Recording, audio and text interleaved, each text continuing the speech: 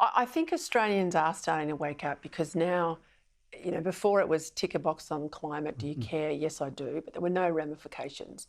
I think now they're starting to feel the pain very obviously in their power bills. You know this debate well, going back to the carbon tax era. I think where the left profit is this is a really complex area, and they like to deliberately keep it complex. But also the idea that renewables are cheap. Wind is free, solar is free, only it's not free if you want to use it for power, and that's where people are hurting. But on the face of it, it sounds pretty seductive. Look, wind and solar are only cheap when the wind is blowing and the sun is shining. But we need power 24/7.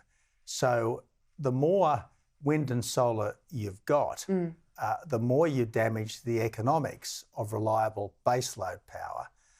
What we absolutely need to firm up wind and solar is more gas, and yet gas is exactly what the climate zealots won't let us have.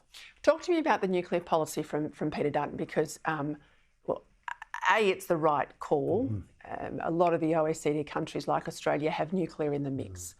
But it's also, I think, ideologically, in political strategy terms, I think it's the right call, because finally now we've got a point of difference between Labor and Liberal. And for too long, the Libs have thought they can win a whole government by being just Labor light. I mean, we've got to fight now, haven't we? And I think it's a phrase we've used before, Peter. Labor light, Liberals lose. Now, what Peter Dutton has done is created a contest. It's the first time there's been a serious contest about energy and climate over the last decade. And look, this idea that we can't do nuclear when at least 33 other countries do, it's ridiculous. This idea that nuclear is somehow unsafe when we've had a nuclear reactor at Lucas Heights within a stone's throw of backyards for 60 years, that's ridiculous. This idea that somehow we can't have nuclear on land when we're going to get it at sea, that's ridiculous. This idea that nuclear would take too long when, hell, we've got this snowy 2.0, which is going to take more than a decade to bring to fruition, and where the costs have blown out from 2 billion to 12 billion plus.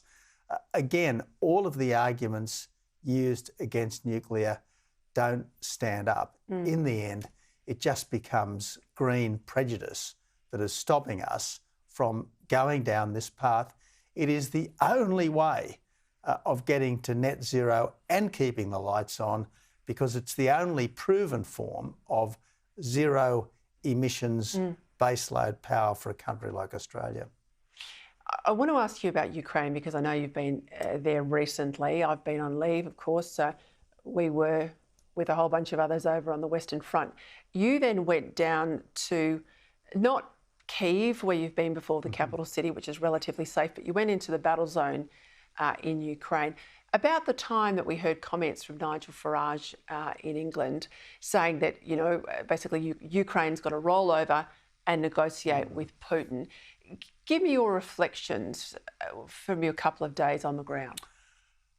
Look, the Ukrainians are defiant but somewhat despondent because they haven't been given in a timely fashion the kind of help they need to win. They've been given enough not to lose, but they haven't been given enough to win. I find the sorts of comments that we've heard from Nigel Farage pretty incomprehensible. This idea that somehow NATO has goaded the Russians into attacking Ukraine, it's an utter nonsense.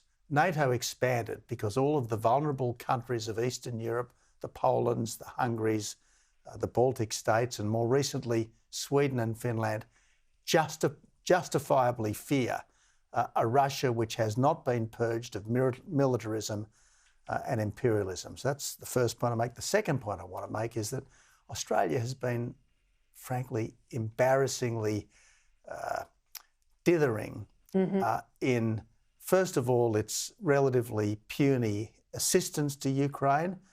We've got hundreds of Bushmaster armoured vehicles, hundreds of Hawkeye armoured vehicles that we can and should give to Ukraine. But the weakest of all is the fact that 70 countries have sent their ambassadors back to Kyiv. Our ambassador is still cowering in Warsaw. How can you have an ambassador to Ukraine cowering in Warsaw? Now, I don't blame the ambassador, but I do blame the government. It's just incomprehensible that somehow it's not too dangerous for other countries' ambassadors to be there, but it's too dangerous for us. I mean, what are we, a nation of wimps? Hardly. There's an old Prime Minister's club. I'm sure the current Prime Minister might take a call from you on this issue and perhaps fix it, or be careful, he might send you to Kyiv. Tony Abbott, thanks for your time. Thanks.